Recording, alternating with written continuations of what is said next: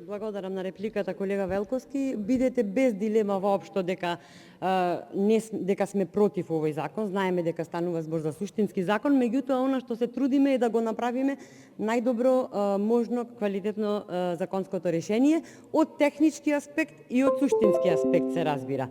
Во техничкиот дел спомнав во однос на буџетот, сега она што навистина не можам да го разберам е дека се губи суштината на и смислата на законов, чија што цел е намалување на развојните диспаритети на планските региони, а од друга страна имаме одредба, односно поделба која што во претходниот закон не постоела, а сега ја воведувате.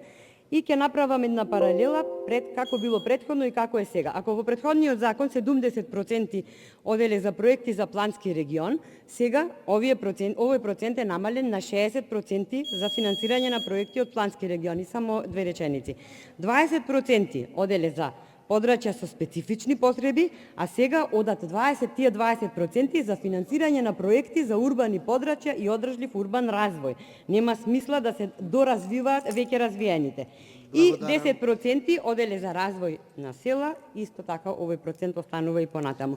Тоа ми беше поентата, да ја направиме суштината на целта на законот да се постигне со донесувањето на законското решение. Ви благодарам.